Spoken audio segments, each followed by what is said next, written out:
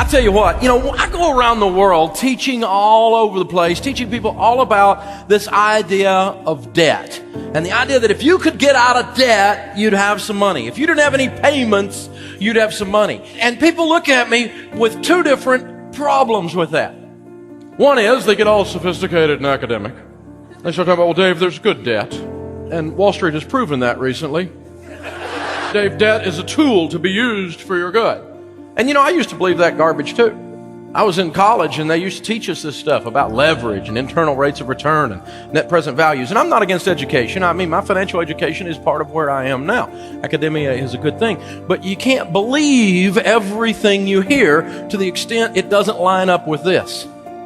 Because, I got to thinking, the borrower is truly slave to the lender. We're not kidding about that. And I got to thinking about it and I'm thinking, who was it taught me that borrowing money was good? This was my finance professor in college who was broke. A broke finance professor is like a shop teacher with missing fingers.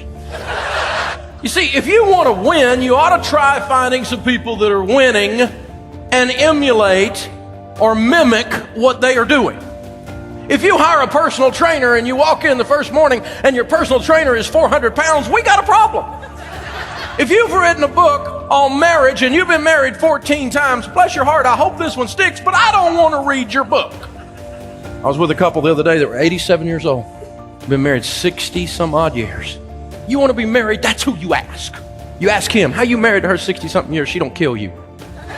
Men want to know these things. Find a winner and emulate what they're doing. If you study, Forbes magazine has the 400 wealthiest people in North America that it publishes every year. 67% of them, 7 out of 10 of them are first generation rich. They started with nothing, became wealthy. When they surveyed the wealthiest people in North America, not your broke brother-in-law with an opinion, but the 400 wealthiest people in North America, and they asked them what the most important key to becoming wealthy was, 75% of them said getting out of debt and staying out of debt. But broke people always got a plan for a payment, don't they? Because broke people always want a car that they can't afford. They always want a stereo that they can't afford. They always want some clothing or a vacation that they can't afford. And let me tell you how you can tell if you can afford it. You have the money to pay for it. Unless you have the money, that by definition is you can't afford it. Because when you go into debt, then you're hooked to those payments. Now you're a slave. Jesus said it's tough to serve two masters. So what are we going to do about this? How are we going to get out? Well, we want to talk about breaking the bondage of debt and how you really do it in a real practical, hands-on, real-world application. See, the truth is that if you spread a lie or a myth often enough, loud enough, and with enough sophistication, eventually people will begin to believe it. And they will tell other people about the lie. And it's not that they meant to lie, they just believed a lie and they spread it. It happens all the time. See, what has happened with this is debt has been marketed to us so aggressively, so thoroughly, with such sophistication and such manipulation for so long that Americans and people all around the world have begun to believe all deep down within their heart that they will never financially be somebody unless they use debt to do it. Debt is the path to prosperity. If you want you a good car, son, you got to build your credit. You'll never be anybody unless you build your credit. We think debt is our provider. And to imagine living without debt requires a complete paradigm shift, a completely new way of looking at things. Let's play with some new ways of looking at things. If you get a new way of looking at things, you know what's happened? Learning occurred. That's how you get a new way of looking at things. That's why when you read scripture and then 5 years later you read the same scripture and you go, whoa, I never thought about it that way. Why? Because you have a new way of looking at things. You had new eyes to see the exact same words and truth. They leap off the page, grab you around the neck, and you go, oh, okay, I got it now. Gives you a different feel, doesn't it? And you could just kind of blow past it other times, and then other times you go, wow. And it's in there. So that's a new way of looking at things. That is learning. And that's what we're doing in here. We're learning today. Here's one. Let's look at this one. How many of you see the white candlestick or the vase in the middle? Now, how many of you see two faces looking at each other? Good.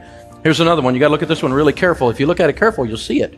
The rich rules over the poor, and the borrower is slave to the lender. You'll never be anybody. Get a house, get a house, get a house, get a house. You know what happens when broke people get a house? They get broker. That's why they call them real estate brokers. A house is not a blessing when you're broke. It'll take you apart and take you down.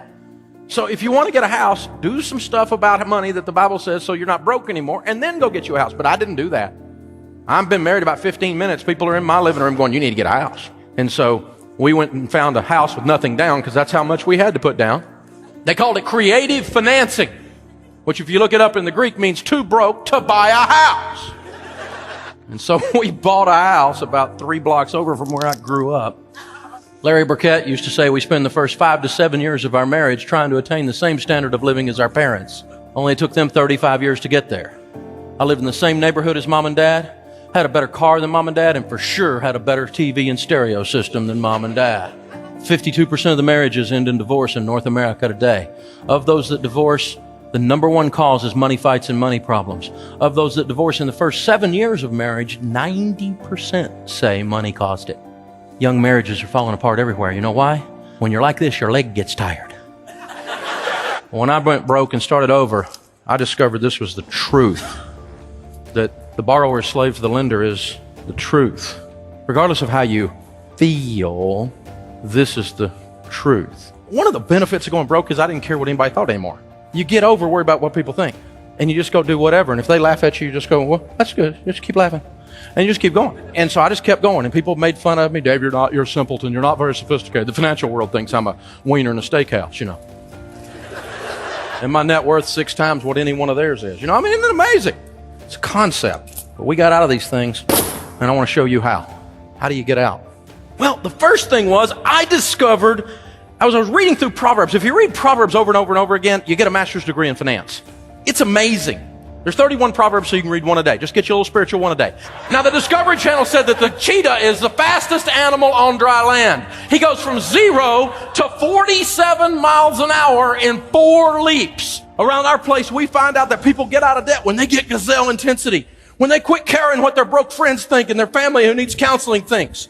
They quit worrying about everybody else's opinion about what they drive. And they amputate the $40,000 Tahoe. And they're driving a hoopty. A piece of junk. They're going to drive like no one else so that later they get to drive like no one else because they want to change their family tree. They want to send their kids to college. They want to change how their grandkids live and their great-grandkids live. A godly man leaves an inheritance to his children's children. They want to change and they get fired up. When you get fired up, you'll get out of debt. You can wander into debt, honey, but you can't wander out. You got to bust it. The gravitational pull is too strong. It holds you in the orbit. You have to kick the energy to break the orbit. It's the only chance you make it. And if you do it long enough, eventually, you get to chase the cheetah. Thank you, Photoshop. Second thing we're going to teach you to do is you need to do the debt snowball. The debt snowball is where you list all of your debts, smallest to largest. You pay minimum payments on everything but the little one, and you attack the little one regardless of the interest rate. Well, my medical bills don't have any interest on them. Shut up and pay off the smallest one. Why shouldn't we pay off the highest interest rate first? Wouldn't that be mathematically correct? Darling, if we were doing math, we wouldn't have credit card debt. This is about behavior modification. The problem with my money is the guy in my mirror. I got to change my behaviors. We had one mom going through our courses that put great big debt snowball, blew it up, put it on her refrigerator door. She'd draw a big red line through it every time she knocked one out. And the kids said she'd be walking through the kitchen looking at that thing going, "You're going down." The kids are like, "Mom's losing it." But you got to have a game plan. When you knock off that smallest one, you feel good. It's like going on a diet and losing weight. When you knock that next one off, you feel good. Every time you pay off one, you got more money to attack the next one down. The snowball rolls over. It gets bigger. By the time you get to the bottom, you are wired. It's because you can see the end. And the light at the end of the tunnel is not an oncoming train. You can go. And you go, that's it. That's the last one. So there's 5 things you need to do with doing the debt snowball and with your gazelle intensity. 5 steps out of debt. Let's look at them. The first one is you need to save money. We teach people the very first thing they do with money, what we call baby step 1, is save $1,000. As fast as you can, get a little bit of a savings account. Because if you just get in there and you start cutting up your credit cards, I'm getting out of debt, that's it, I'm cutting these things up, I'm done, baby, that's it, I'm done. And then you go out there and your tire's flat, you'll be back in here going, where's the crazy glue? Because you've been leaning on these things. They're a rubber crutch, but you've been leaning on them. So you put a little bit of money aside as your first thing. Save some money. That's the first step. The next step is you got to quit borrowing more money. You can't get out of a hole while you dig out the bottom. So you got to say, that's it, no matter what happens. No matter what the situation, no matter how desperate or how intriguing or what the big opportunity is, I am not borrowing money anymore. And you get these things out and you have a plasectomy party. And if you've got kids, have your kids help you cut them. Because your kids will remember that. When you're at the store, you say, you remember? We cut up the cards, remember? I want that. I don't have any money. I cut up the cards. Remember, you helped me cut them up. But the kids will remember. You'll run into your kid 30 years later. They're 36 years old, and they'll remember that day they were 6 years old and the family tree was changed. They'll feel it in their emotions. Things happen when families take a stand. Things start to shift. It's a behavior modification issue. It's a matter of character.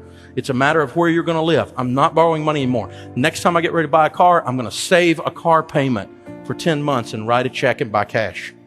Ask for some help. Number 4, sell something. Sell so much stuff the kids think they're next. Name the dog eBay. Put the cat on Craigslist. You got to sell stuff. If it's not bolted down, dump it. Most of you don't need to sell your house. Most of you, that's not it. But some of you need to sell your car. Some of you are out of control. Number 5, take a part-time job or an extra job or some overtime or something like that. My grandmother used to say there's a great place to go when you're broke. To work. Work is a surefire money-making scheme. If you read Scripture, our God is a God of work. The diligent prosper. Don't work, don't eat. It's all in there. We're a people of action. We're not a people of passivity. We're a people that's proactive and causes things to happen. Get out there and knock something down, man. Make a mess somewhere. Go make some money. It'll solve a lot of... There's only 2 sides of the equation, the income and the outgo. Got to get the outgo down and the income up. Creates margin in the middle for giving and saving. This is the formula. So you really do have to make some more money. Do you want to work crazy for the rest of your life? No. You work like no one else, so later you can work like no one else. You know when I work? Whenever I want. You know why? Because I used to work all the time. Now I do what I want to do when I want to do it. I'm spoiled rotten. But there's a way you get there. You spoil yourself rotten by pouring on the coals, making a difference for a period of time. Intensity for a short period of time blows things up. Do these 5 steps. They will absolutely get you out of debt every time. Think about it with me. If you had no payments, if you were gazelle intense and you used the debt snowball and you prayed and you worked extra and you quit borrowing more money and you sold stuff, and you got completely out of debt, breathe that in, no payments. Whew, man, if you didn't have any payments, how much could you save? How much could you invest without a house payment? You know, you invest a house payment, how fast that's $1 million? Wow, you could do some stuff with $1 million. How much could you give if you had no payments? I had a weird experience after we got completely out of debt. I was walking through the mall and I saw all this stuff and I could buy anything in there and suddenly I didn't want any of it. It was the weirdest thing. It changes your life. It releases you to be who you really are.